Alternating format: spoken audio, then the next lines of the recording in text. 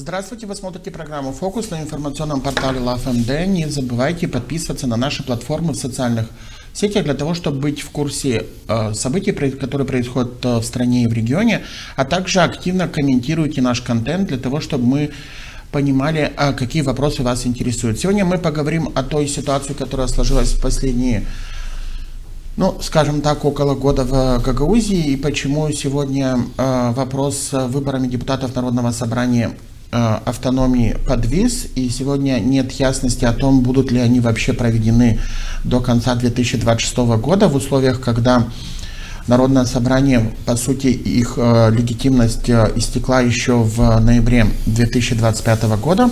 Об этом и других вопросах сегодня мы поговорим с экс-депутатом Народного собрания Гагаузии Романом Тютиным. Здравствуйте, Роман. Здравствуйте. Рад вас видеть у нас в студии. Сегодня буквально утром появилась информация, но не могу не начать с этой новости, что Министерство юстиции обратилось в Конституционный суд по ряду вопросов о пересмотре положений закона об особом статусе автономии. И, в общем-то, в запросе речь идет не только о том, имеет ли Народное собрание, по мнению Министерства юстиции, право формировать Центральную избирательную комиссию, но в том числе и ряд положений, которые регулируют назначение начальников управления внутренних дел, управления службы информации и безопасности по Гагаузии и управления юстиции. То есть я не берусь давать прогнозы, но мы помним полгода назад такой же вопрос, когда был со стороны генерального прокурора, который обратился в Конституционный суд, и Конституционный суд признал неконституционным право Народного собрания на выдвижение кандидатуры прокурора Гагаузии. И, в общем-то, как минимум прогнозы не оптимистичные могут быть с точки зрения, исходя из той судебной практики, которая сложилась в Конституционном суде по вопросам Гагаузии. На ваш взгляд, да, мы всегда можем говорить о том, что Кишинев и Камрад не могут найти компромисс и разделить полномочия, но во всяком случае сейчас ситуация усугубилась тем, что есть определенный политический институциональный кризис в автономии, и, в общем-то, наверное, это какой-то ответный шаг со стороны центральных властей в отношении Гагаузии. По вашему мнению, к чему это может привести? Потому что сейчас мы понимаем, что речь идет о достаточно большом комплексе полномочий Гагаузии, потому что речь идет о 3 управлениях, и речь идет в том числе и о избирательном органе. Давайте мы разделим это на несколько частей. Во-первых, хочу напомнить нашим телезрителям о том, что закон о правовом статусе был принят в 1994 году. И это было политическое соглашение между тогдашним непризнанной Гагаузской республикой и Республикой Молдовой. И тогда в этом законе прописывались те нормы, которые вошли в этот так называемый договор политический. И, соответственно, для того, чтобы не будоражить население и так далее, нашли компромисс при поддержке тогдашнего президента Турции господина Демиреля и приняли этот закон. Если вы помните, и тогда, на тот момент, молдавские власти не хотели принимать этот закон. Тогда включился в эту систему господин Снегур, сказал, что если вы не примете этот закон, то я приму введу его в действие указом президента. Да, соответственно.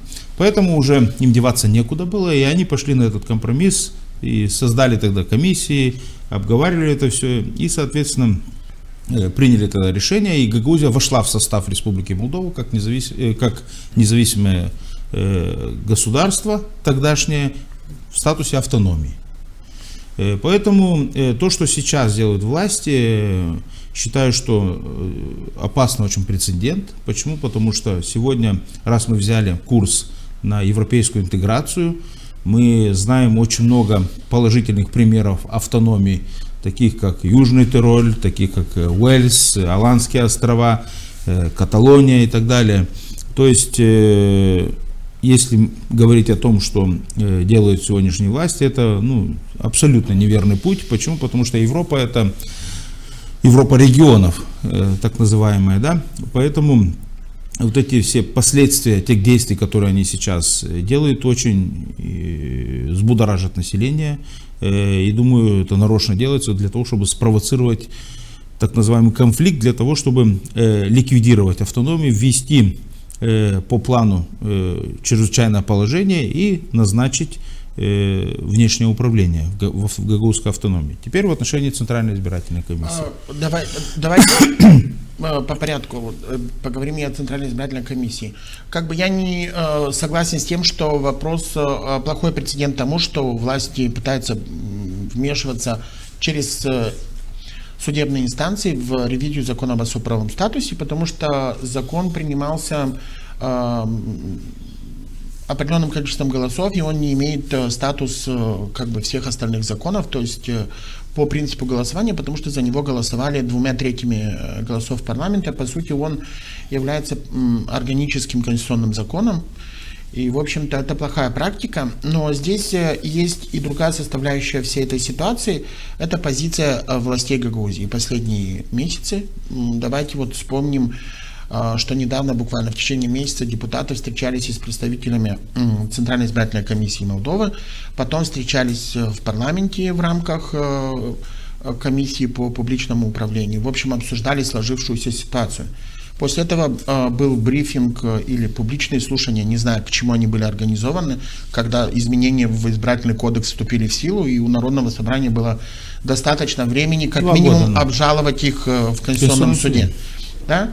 И высказывание господина Орманжа о том, что, в общем, было понятно, что они не готовы вести какой-то диалог, и сегодня, в общем-то, ситуация, по сути, триггернулась, и вопрос с выборами заблокирован. В этих условиях есть ли ответственность, по вашему мнению, вот в этой ситуации даже с обращением Минюста у гагаузских представителей гагаузской власти? Знаете, когда в семье что-то не ладится, виноваты оба. Как Кишинев, так и власти автономии. Почему? Во-первых, я считаю, что все, что сегодня происходит в Гагаузии, это создано искусственно. Почему? 30 лет Кишинев не вмешивался в гагаузские выборы, они проходили. Как проходили, мы знаем, были и проблемы, конечно, но они были гагаузскими. Сегодня задача Кишинева свести гагаузскую автономию, как минимум к району с национальными принципами какими-то, да, и, соответственно, они к этому планомерно идут. Идут это не только эти власти, которые сегодня находятся в руководстве нашей страны. Мы помним, как при господине Воронине забрали право представлять судей. Мы помним, как при господине Филате у нас забрали таможню. Мы помним, как при господине Плохотнюке у нас забрали налоговую. И сегодня та тенденция, которая уже 30 лет приходит, она фактически дальше все это накручивается. И, к сожалению, депутаты Народного собрания показали свою собственную некомпетентность, недоговороспособность и довели Гагаузию до такого кризиса, с которого тяжело будет очень выскочить. Даже с приходом и избранием новых депутатов мы понимаем, что концепция Народного собрания не сильно поменяется. И большинство депутатов, которые сегодня находятся во власти, они останутся там. Почему? Потому что создана такая, по моему мнению, неправильная выборная система, когда выбирается по округам, соответственно, фактически не дают возможности участия политическим партиям в выборах в Народное собрание. Потом это массовая миграция депутатов при формировании большинства. Мы знаем, как это происходило и при помощи, кстати, молдавских властей, которые финансировали все эти вещи. И уверен, что выход с кризиса есть, но в связи с тем, что такая вот геополитическая ситуация в нашем регионе, война в Украине и так далее, просто те люди, которые были гарантами создания гагаузской автономии и помогали нам найти общий язык с Кишиневым, к сожалению, сейчас не вмешиваются ни в какие дела. Это и Турция, и Российская Федерация. Поэтому Власти Кишинева пользуются этим и делают, что хотят. Но что касается вопроса об избирательном органе Гагаузии, да, будем выбирать нейтральные формулировки. Во-первых, у депутатов было достаточно времени, чтобы каким-то образом вести переговоры, потому что эти поправки в избирательный кодекс принимались еще в 2022 году, вступили в силу в 2024. То есть было 2 года для того, чтобы вести диалог или пытаться какими-то механизмами, как минимум иметь обращение в Конституционный суд, для того, чтобы потом партнерам говорить о том, что вот были попытки. Но депутаты этого не делали. Это первое. Второе. Статья 36 избирательного кодекса, которая регламентирует это, все же дает право в части 2 Народному собранию формировать окружной избирательный совет на выборах Народного собрания и Башкана по положениям местного законодательства. То есть не совсем эта статья предусматривает, что организует выборы Центральная избирательная комиссия Молдовы, и она в том числе не вмешивается в формирование окружного избирательного совета. Пока. Но мы говорим сейчас о действующем законодательстве. Поэтому в этой связи, вот возвращаясь к вопросу о Центральной избирательной комиссии или Центрального избирательного совета, почему этот конфликт дошел до такой стадии, что сегодня, как минимум, мы не знаем, пройдут выборы или не пройдут выборы. И сейчас находимся в ситуации, когда, в общем-то, может быть, что центральные органы власти, в том числе и вмешаются в вопрос назначения выборов. Это их прямая обязанность соблюдения всех демократических норм в стране, в том числе и конституционных норм, которые дают право избирать и быть избранным. Поэтому они являются гарантами осуществления всех выборных процессов, которые проходят на территории Республики Молдова. Теперь начнем с того, о внесении изменений в избирательный кодекс и конкретно принятие статьи 36.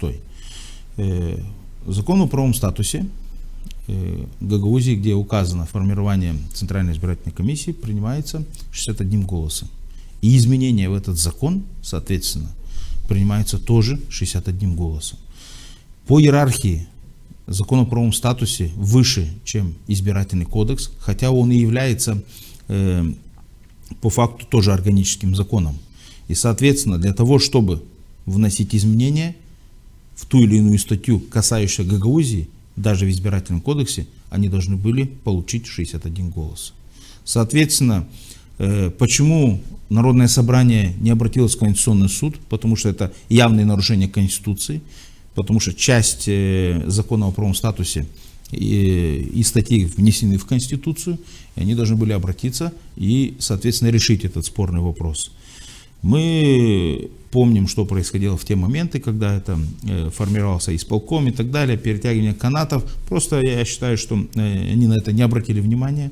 И плюс к тому есть некоторые индивидуумы в Народном собрании, которые себя считают суперюристами, проигнорировали этот факт. Далее хочу отметить, что те действия, которые проводили депутаты Народного собрания на протяжении всего этого периода, они вели к ликвидации Гагаузии. Мы помним, когда они собственным решением у нас просто ликвидировали Центральную избирательную комиссию, которая была назначена. Мы за нее боролись несколько лет для того, чтобы получить дополнительное финансирование. Тогдашний парламент пошел нам на уступки и включил их в статус лиц, которым допускаются к обработки персональных данных и так далее. Все это, весь этот период был проработан, и одним голосованием, так скажем, никчемных вот этих депутатов, которые, фактически вместо того, чтобы формировать государственность Гагаузии, они, наоборот, ликвидируют его. Поэтому действия Константинова, я считаю, что они нанесли огромнейший ущерб гагаузской автономии, и начиная вот с принятия того решения о ликвидации Центральной избирательной комиссии Гагаузии. Я не знаю, было ли это согласовано с центральной властью, потому что, как поговаривают некоторые эксперты, что он, когда избирался на этот пост, как раз торги шли вот в этом направлении, и тогда, вы помните, как раз и партия ПАС поддержала его с 17-го раза, чтобы его избрали председателем Народного собрания. Поэтому все, что... Дмитрий Константинович. Я говорю о Дмитрии Константиновиче, председатель Народного собрания, который инициировал ликвидацию Центральной избирательной комиссии. Это была его законодательная инициатива. И там еще очень много вещей, которые было сделано необдуманно. Почему-то они всегда ссылались на то, что центральные власти их преследуют, не дают им работать и так далее. А по факту собственными руками они ликвидировали то, что было создано. И начиная с тех моментов, когда они влезли в уложение Гагаузии, они сами себе отрубили руки для голосования, когда приняли решение, что они после истечения полномочий не могут принимать законы. Кто инициировал это? Господин Лейчу. Далее, когда они влезли в закон об исполнительном комитете, и потом на основании этого, вернее, сначала в уложение, а потом в закон об исполнительном комитете, опять же сами себе обрубили руки. То есть, либо это была какая-то санкционированная акция с властями Кишинева, что они сами себе обрубают возможности принятия в дальнейшем каких-либо решений и загонять себя в политический тупик, что они и сделали сейчас. И для того, чтобы сейчас разрешить эту проблему, им необходимо внести изменения в уложение. Да? В уложение они не вносят изменения. Они придумали новый какой-то там шахер-махер, что они заключают мировое соглашение с исполнительным комитетом, потому что исполнительный комитет обжаловал все их действия. Ну, насколько я понимаю, даже речь не идет о мировом соглашении, а о признании иска исполкома. То есть это еще... Ну, по мне, в любой иск, в любом случае должен утвердить суд. Как суд первой инстанции, административный суд, будет сегодня решать судьбу нашего уложения? Мне лично это непонятно. Суд первой инстанции будет рассматривать этот вопрос, потому что исполнительный комитет как раз туда и обратился. И сегодня тот коллапс и хаос, который создан в Народном собрании, есть виновные лица, которые должны за это ответить, политически. Но в этой ситуации с признанием иска есть много других нюансов, потому что сейчас речь идет о отмене изменений в уложении, которые подписал Башкан, и они вступили в силу, были опубликованы. То есть, по сути, уложение было изменено, и эти поправки уже действуют. И здесь с юридической точки зрения возникает и другой вопрос. Даже если суд примет доводы сторон и скажет, что они там договорились в рамках закона, то кто потом будет менять текст уложения, потому что это же опять должна быть законодательная инициатива. Они вернутся как раз к первоначальному тексту. Как? Кто должен его переписать, если оно уже было опубликовано? Нет, если... Чисто по юридической технике этот текст должен быть отредактирован, и суд его не будет редактировать. Суд всего лишь признает мировое соглашение и требования сторон, что поправки незаконны, и на этом закончится. Кто отредактирует текст уложения? Суд не примет, что они незаконны.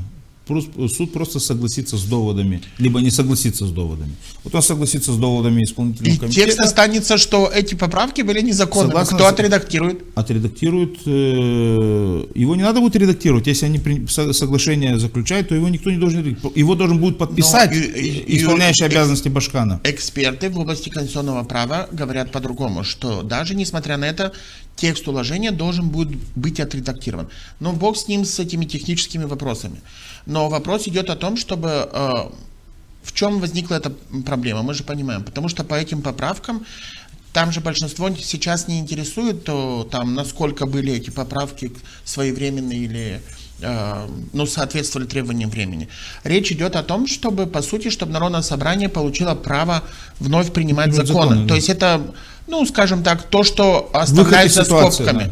Да. И здесь возникает вопрос, зачем Народному собранию, которое, по сути, с 16 ноября не имеет права, теперь, допустим, в августе или в июне получает вновь это право. То есть это как? Мое мнение, что то, что сейчас они делают, это ни в какие рамки не входит. Показывают свою полнейшую некомпетентность, полнейшую. И показывают, что у них полностью отсутствует понятие договороспособности.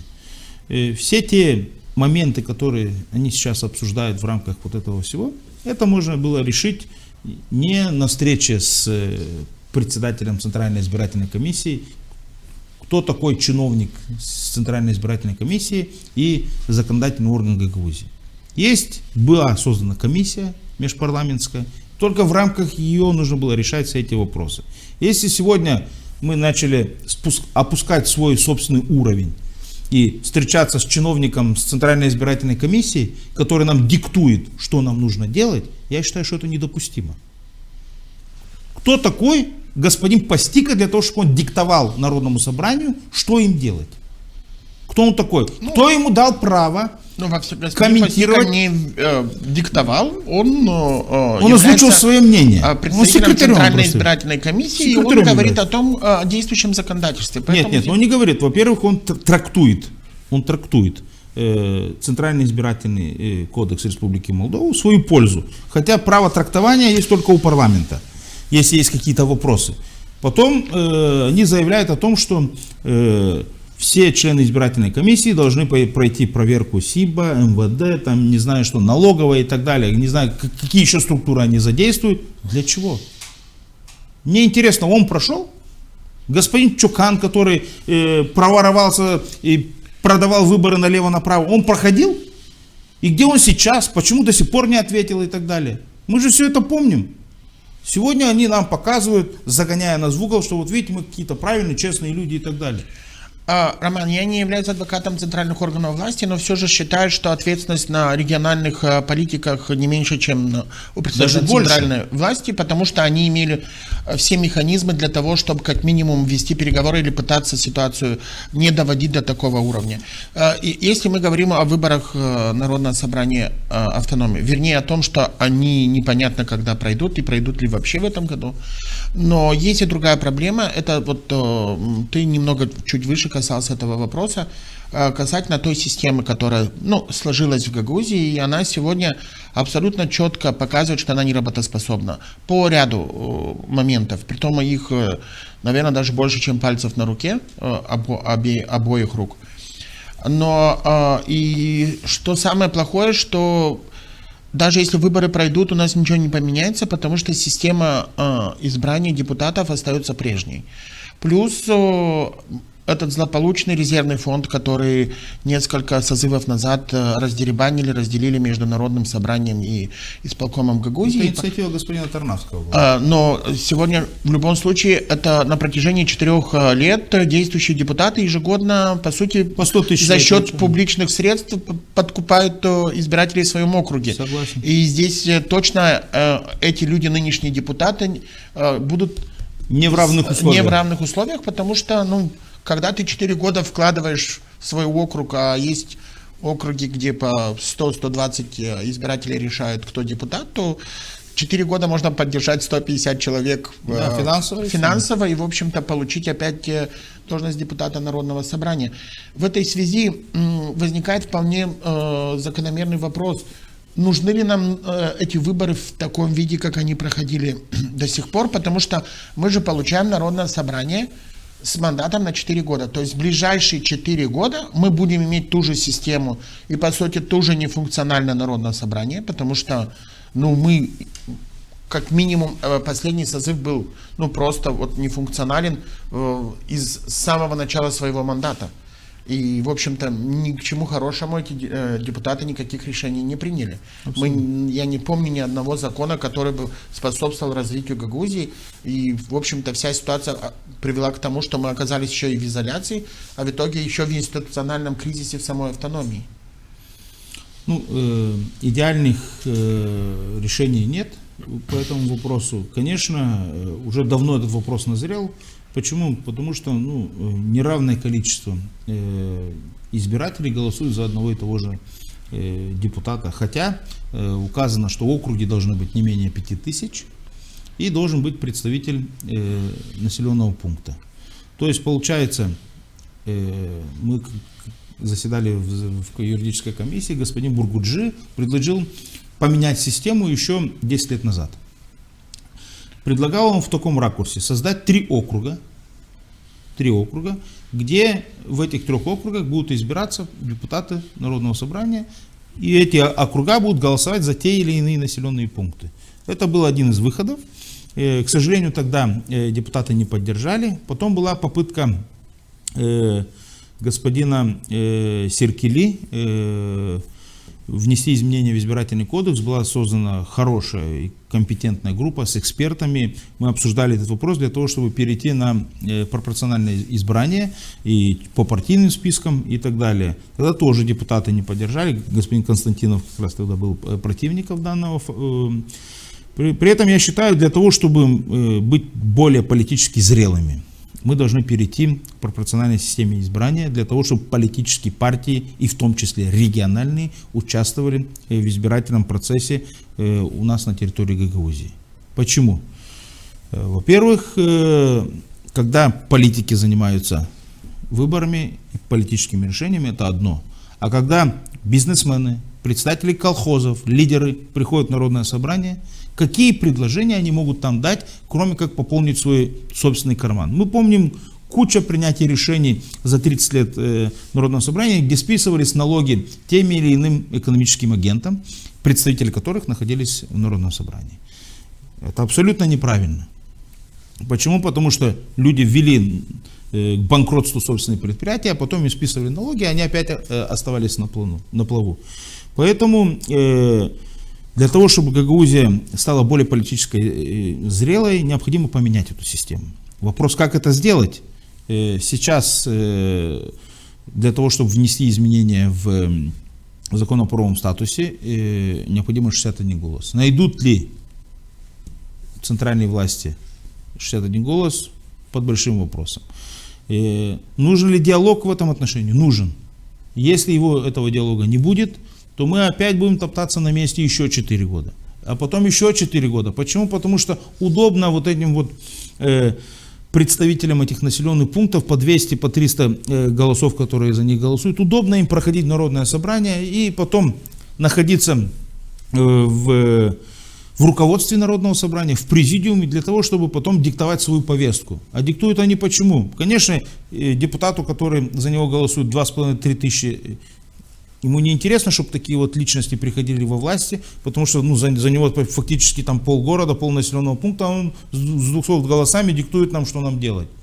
Поэтому давно назрело, решение есть несколько, и поэтому я уверен, что с этого нужно начинать. Не начинать с того, что мы сегодня там ЦИС, ЦИК, это не та проблема, которую нужно решать. Не название, не так далее. Нужно менять все в корне, если мы хотим достигнуть нормального результата. То, что сегодня в Гагаузии происходит, конечно, представители Народного собрания и исполкома отрицают наличие и, в общем-то, полный институциональный кризис, и в том числе не только в экономической, политической жизни в автономии, но и в том числе и вопросах взаимодействия между исполкомом и Народным собранием. Какой, на твой взгляд, есть выход из этой ситуации, и решат ли выборы эту проблему? Потому что, допустим, по моему мнению и наблюдениям, что вопрос проведения выборов, да, он, наверное, важен с точки зрения того, что получить легитимное народное собрание, потому что сейчас легитимность этого созыва уже ограничена. И, в общем-то, к ней есть вопросы. Но, на мой взгляд, как бы мало что изменится, даже если будет новый состав народного собрания, потому что, вряд ли он сильно будет отличаться по составу от предыдущего. Давайте начнем с того, что я считаю, что если выборы проведут по вот этому принципу, который сегодня есть, он еще больше усугубит ситуацию в автономии. Почему? Потому что, согласно закону, исполнительный комитет должен будет подать в отставку. После того, как он подает в отставку, у них будет 6 месяцев для того, чтобы представить новый исполком. Представить исполком новый может только Башкан Гагаузии. То есть еще мы заходим в фазу 6 месяцев в случае непредоставления. Соответственно, должны пройти выборы Башкана и, соответственно, и выборы в Народное собрание. Почему? Потому что в течение этого периода не был избран исполком. То есть, что бы мы ни делали, через 6 месяцев мы придем опять в эту же точку и будем дальше бодаться вот в этой ситуации. И выборы Башкана и Народное собрание должны будут пройти одновременно. Но вы затрагиваете очень такой важный момент, который не обсуждались, но вопрос сейчас лежит не только в том, чтобы как избрать Башкана и сделать выборы Народного собрания, а как Гагаузии выйти из этого политического тупика, в который Гагаузия вошла, потому что Здесь как бы центральные власти как центральные власти, потому что здесь 4 года это Народное собрание вообще по сути пошагово шло к тому, чтобы мы оказались там, где оказались сейчас. Вы знаете, у меня такое впечатление, что центральные власти по Кунзи живут, да? Они сели на берег и ждут, когда эти гробы Гагаузской автономии проплывут мимо них, и они скажут, ну вот и закончилась их история. Поэтому я не вижу такого противостояния и давления, о котором говорят сегодня у нас в Народном собрании, и не вижу желания депутатов Народного собрания договариваться с властью, хотим, не хотим, лучше худой мир, чем хорошая война. И они должны это понимать. И после тех действий, которые сегодня происходят в Гагаузии, должны найтись те люди, которые сядут за стол переговоров и будут разговаривать с властью для того, чтобы как минимум организовать нормальные выборы, первое, и второе, соответственно, решить те вопросы, которые сегодня у нас на повестке дня. И в том числе и вопросы с Конституционным судом и подачей всех этих заявлений туда. Я, насколько знаю, пока еще никто не подал, только готовится это заявление, и власть может это остановить в любой момент. Они просто показывают на сегодняшний момент, что у нас есть и другие возможные ресурсы для решения вопросов гагаузской автономии. Поэтому я считаю, что хотят депутаты, не хотят, они должны сесть до стола переговоров и в рамках комиссии по межпарламентской решить эти вопросы. И это нужно делать незамедлительно. И, конечно, только в консенсусе это все решать. О какой комиссии мы можем говорить, если у этого созыва Народного собрания вопрос легитимности уже имеет большие проблемы? Но с кем должны сесть нынешний состав парламента за стол переговоров? С теми, кто пока имеет мандат депутата, и для того, чтобы найти точки соприкосновения. Других вариантов я не вижу. Почему? Потому что только законодательный орган у нас вправе принимать постановление для того, чтобы провести нормальный выбор. Мы помним инициативу господина Лейча о том, чтобы для того, чтобы были овцы целые и волки сыты, признать равнозначными значения ЦИК и ЦИС. Да? Неплохая идея. С этого надо начинать. Дальше. Формирование... Вот здесь тоже интересный вопрос, потому что, допустим, были же разные идеи, как выйти с этой ситуации еще с прошлого года.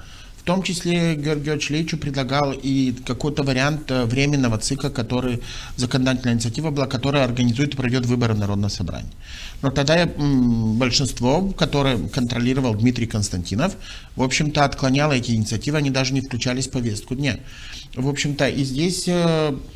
Была ли случайно отставка Дмитрия Константинова с должности спикера? Потому что сегодня мы видим, что Народное собрание, по сути, вообще-то как будто намеренно доводило всю ситуацию. Ну, однозначно. Начиная от расформирования постоянно действующего Центрального избирательной комиссии.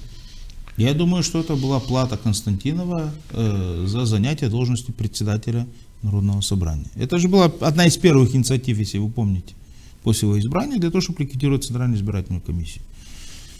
Хотя, я не знаю, с какой это все головы это делалось, не могли просто, там, большая часть сотрудников Центральной избирательной комиссии, это работающие в Народном собрании. Они просто их поговорили, они ушли в отставку и сформировали бы удобный для них ЦИК, да.